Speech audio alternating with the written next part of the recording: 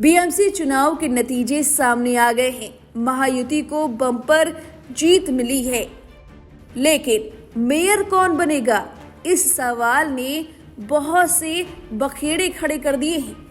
जी हाँ, महायुति में बीजेपी सबसे बड़ी पार्टी बनकर उभरी है। इसके बाद एकनाथ शिंदे और फिर अजीत पवार की पार्टी एनसीपी तीसरे नंबर पर है।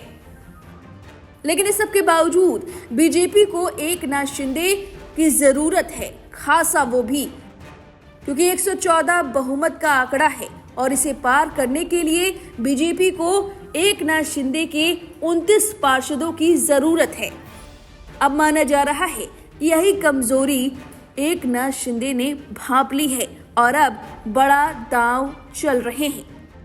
सूत्रों के अनुसार एकनाथ शिंदे ने बीजेपी की मजबूरी को भांपते हुए बड़े राजनीतिक दांव खेल दिए हैं। खबर है कि शिंदे गुट की ओर से मुंबई के मेयर पद की मांग की जा रही है।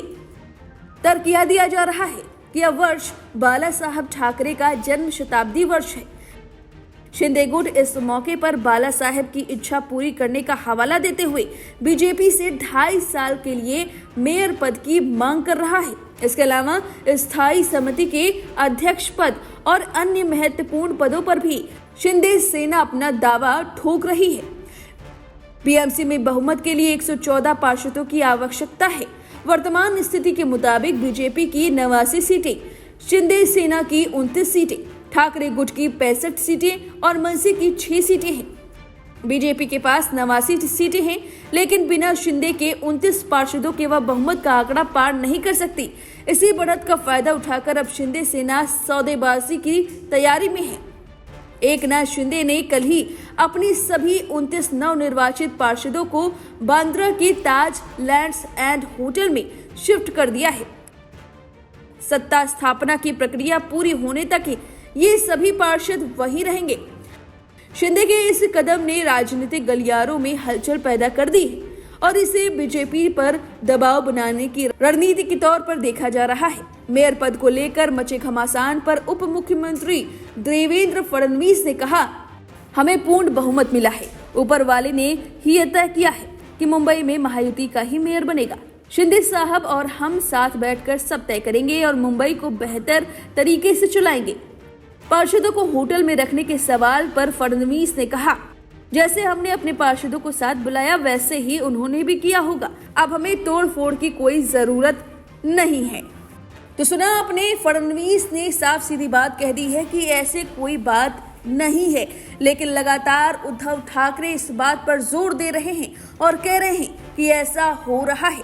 उद्धव ठाकरे ने कहा है। फिलहाल इस खबर पर आपकी जो भी राय में कमेंट करके अपनी राय जरूर दे। बने रहिए लाइव हिंदुस्तान के साथ।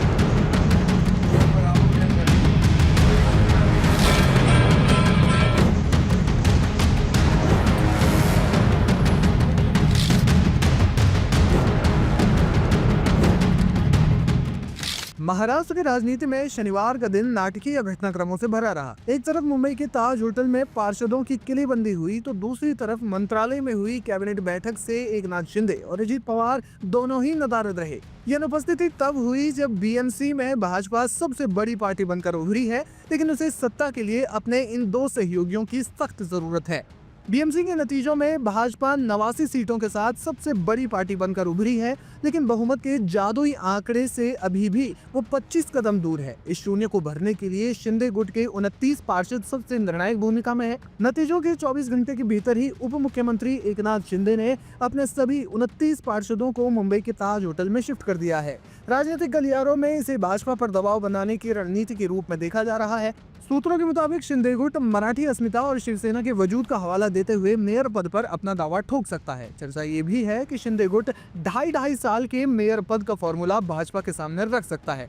दैनिक भास्कर की रिपोर्ट के मुताबिक एकनाथ शिंदे और अजीत पवार दोनों ही अपनी पार्टियों की कम सीटों से खुश नहीं है। उनका मानना है कि गठबंधन में भाजपा को तो फायदा हुआ, लेकिन उनके अपने वोट बैंक में सेंध लगी है।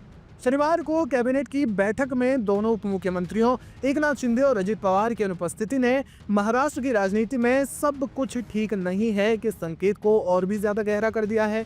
बीएमसी चुनाव के नतीजों के ठीक बाद सरकार की इस महत्वपूर्ण बैठक से दोनों बड़े नेताओं का दूरी बनाना सीधे तौर पर भाजपा के लिए एक बड़ी चुनौती माना जा रहा है। शिंदे गुट के नेताओं का कहना है कि चुनाव प्रचार के दौरान और अब नतीजों के बाद भाजपा जिस तरह से बड़े भाई की भूमिका में आ रही है उससे शिवसेना शिंदे असहज है। अजित पवार भी पुणे और पिंपरी चिंचवाड़ में भाजपा के हाथों मिली शिकस्त से आहत है। उनका कैबिनेट बैठक में न जाना इस बात का संकेत है कि वे अब अपनी अगली चाल शरद पवार के साथ मिलकर चल सकते हैं। नतीजों के 24 घंटे के भीतर ही मुख्यमंत्री एकनाथ शिंदे ने अपने सभी 29 पार्षदों को मुंबई के ताज होटल में शिफ्ट किया है। आपको बता दें कि इस कैबिनेट बैठक में न केवल पारिवारिक बातें हुई बल्कि 5 फरवरी को होने वाले जिला परिषद चुनाव के लिए गठबंधन पर भी चर्चा हुई। इसके अलावा महाराष्ट्र की तमाम जो योजनाएं हैं उनको लेकर भी चर्चा हुई। और अगर ऐसे में एनसीपी के दोनों गुट एक हो जाते हैं तो ग्रामीण महाराष्ट्र में भाजपा का गणित बिगड़ सकता है। मुंबई में मेयर की कुर्सी का रास्ता अब मंत्रालय से नहीं बल्कि ताज होटल और शरद पवार के आवास से होकर गुजरता हुआ दिखाई दे रहा है। अगले 48 घंटों में भाजपा को अपने सहयोगियों को मनाने के लिए कोई बड़ा समझौता करना पड़ सकता है। फिलहाल देखना ये होगा कि भाजपा इस समस्या से किस तरह से निपटती है।